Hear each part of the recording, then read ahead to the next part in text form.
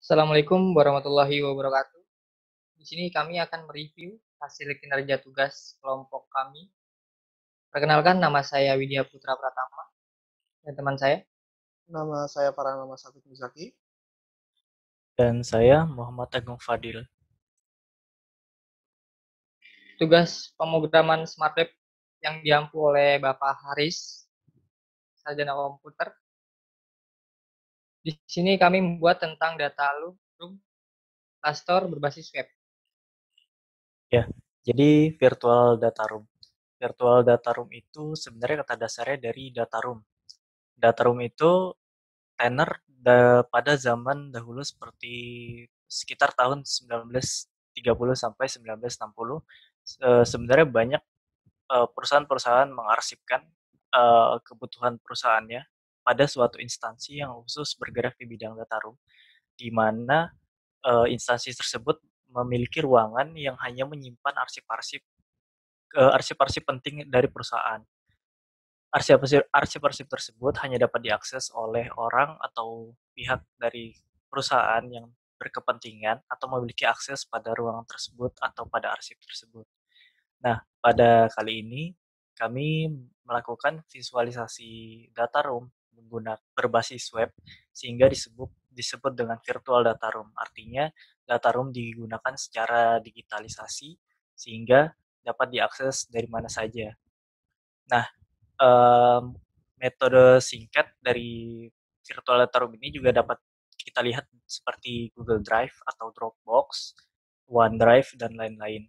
Namun, kelebihan pada virtual data room yang akan kami tampilkan ini adalah di sini dapat mengatur role daripada usernya yang nantinya akan berpengaruh pada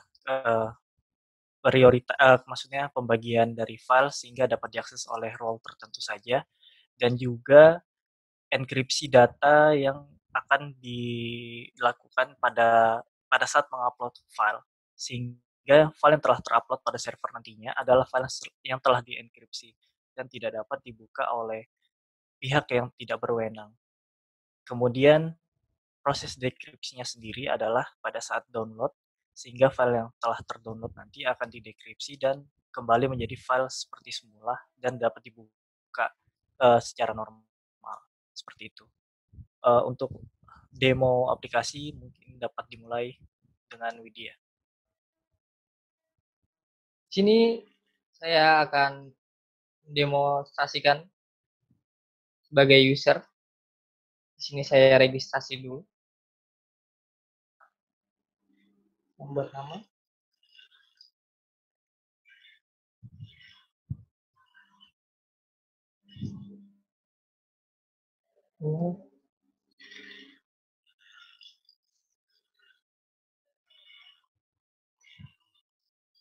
Dan membuat password.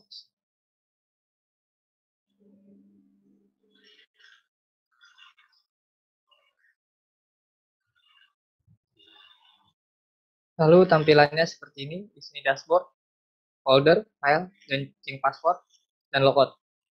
Di sini saya akan menjelaskan tentang membuat folder terlebih dahulu.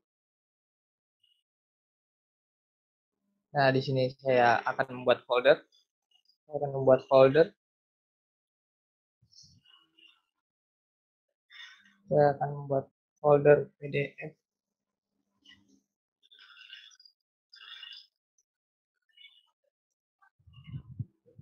Dan saya menyimpannya.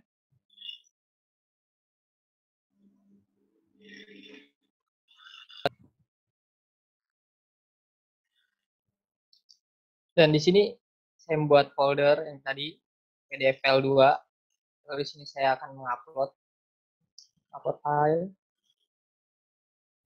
PDF file.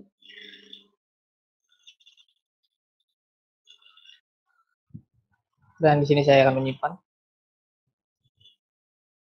Nah, di sini akan muncul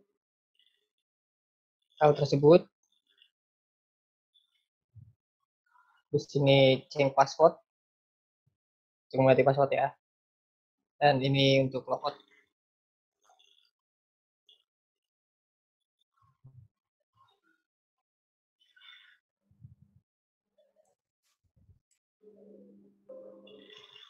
Oke, itu tadi sudah fungsi dari bagian user. Selanjutnya kita ke fungsi bagian admin. Itu ada di saya. Bentar, saya lupa dulu Pak.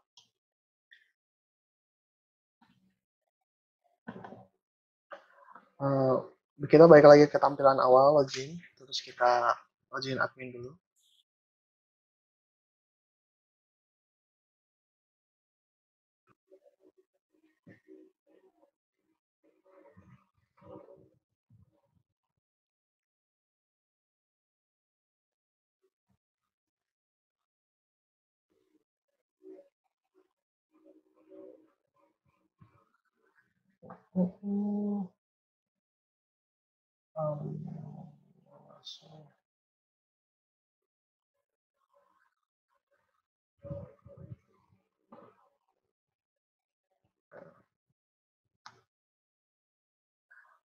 Oke, ini tampilan dari halaman admin. Intinya sih buat tampilan di halaman admin tidak jauh berbeda dengan tampilan pada user, yang membedakan hanya di bagian user management. Di sini tuh merupakan konsol untuk memanage user dan roles. Fungsi role sendiri itu dia tuh sebagai kunci dari virtual data room itu sendiri. Pertama saya buka dulu yang bagian roles untuk menjelaskan. Di sini ada 4 roles yang sementara ini dibuat. Ada administrator, staff IT, manager, dan staff keuangan. Nah, untuk di 4 roles ini, masing-masing role ini, kecuali untuk administrator, dia tidak bisa melihat file yang telah diupload oleh user dari roles berbeda. Contoh misalnya dari user dengan role staff IT, dia tidak akan bisa melihat data yang diupload oleh roles dengan user manager ataupun staff keuangan, maupun kebalikannya. Roles dengan staff keuangan tidak akan bisa melihat file yang diupload oleh roles manager maupun staff IT, seperti itu.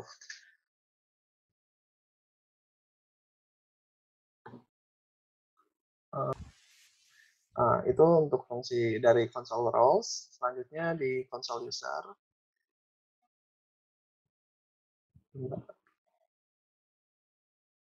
Di console user dan maupun console roles itu sama-sama bisa melakukan CRUD atau create update dan delete. Bisa dicoba nanti dulu, saya coba login ke aplikasi user dulu.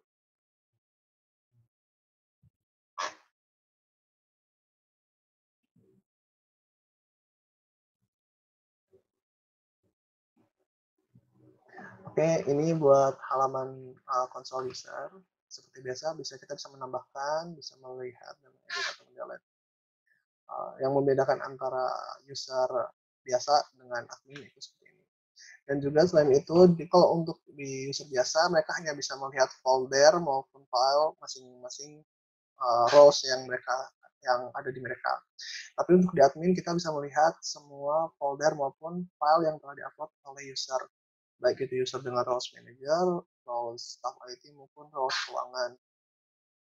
Kita juga bisa menambahkan atau mengedit atau mendelete. Selanjutnya di bagian file juga sama. Untuk di bagian file sini, kita sebagai user admin itu punya otoritas tinggi sehingga kita bisa mendownload atau melihat gitu yang apa yang telah diupload. Jadi untuk di user administrator admin ini, kita bisa melakukan decrypt dari data yang telah diupload, yang telah di-encrypt tadi di proses user. Saya juga bakal ngasih contoh buat upload data di admin, user admin. Saya coba upload dulu data. Saya taruh di folder yang tadi dibuat oleh bawaan saya, di folder tes.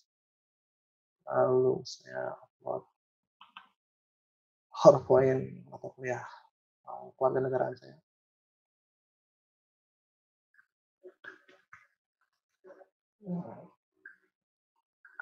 Oke, kita save. Sudah tersimpan. Ini kita juga bisa langsung download. Hasilnya akan berupa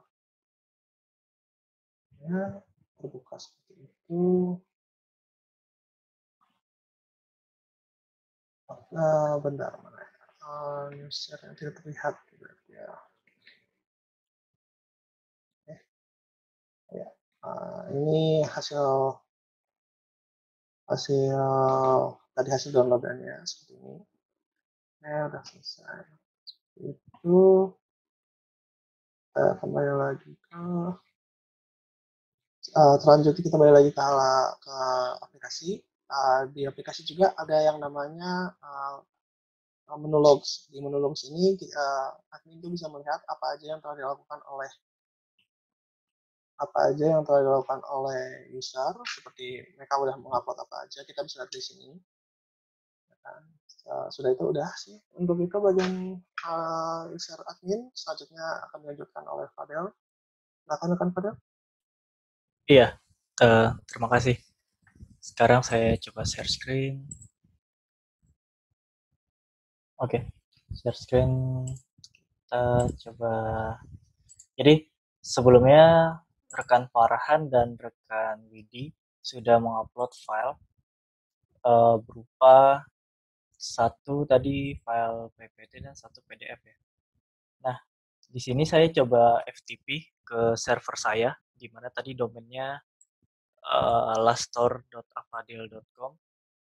Nah, saya coba FTP ke server itu.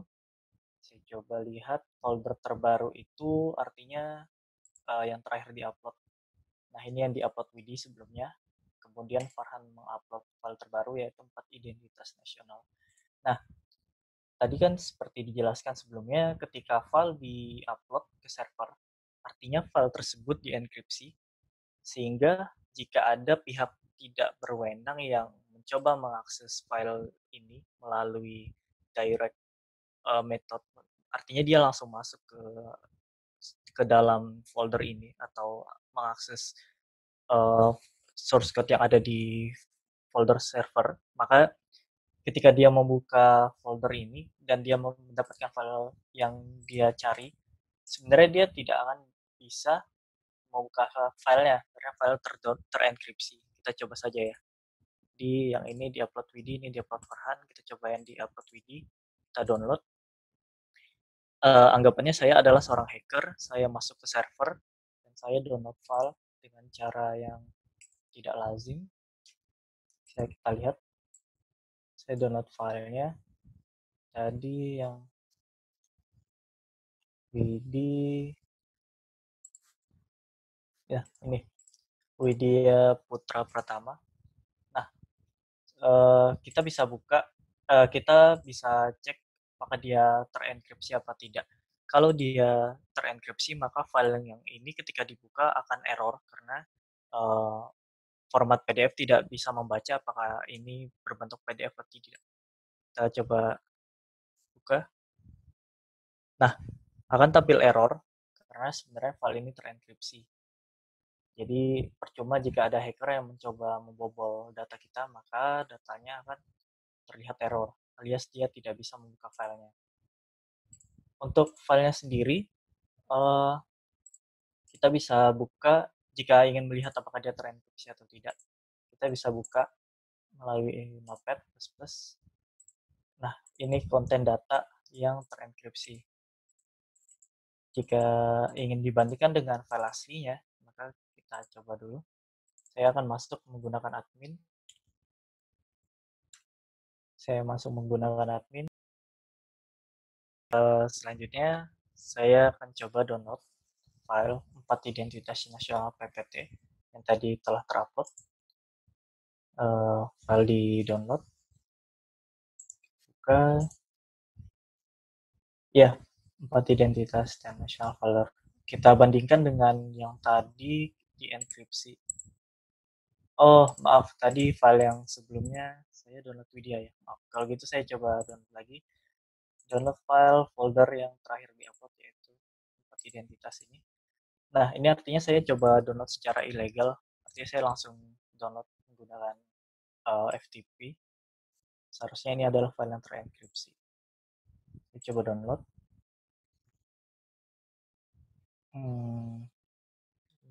Provide individuals dan rename.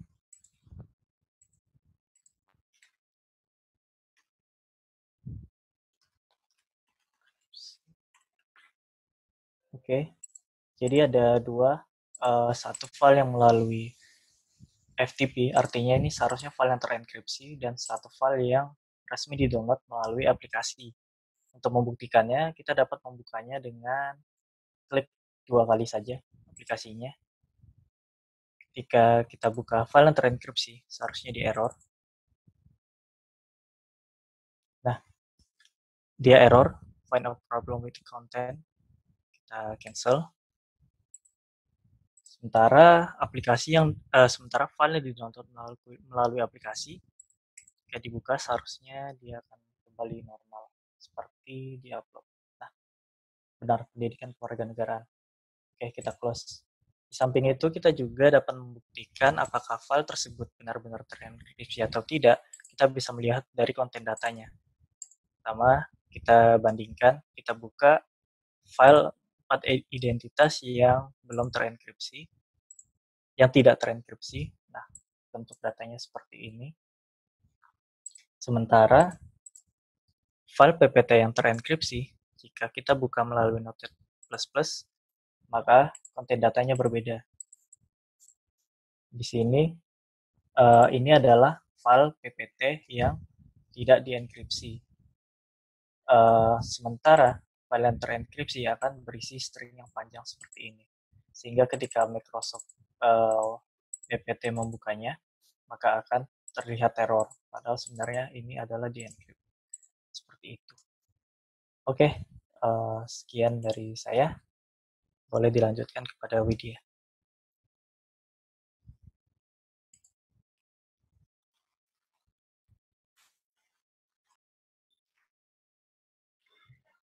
Terima kasih.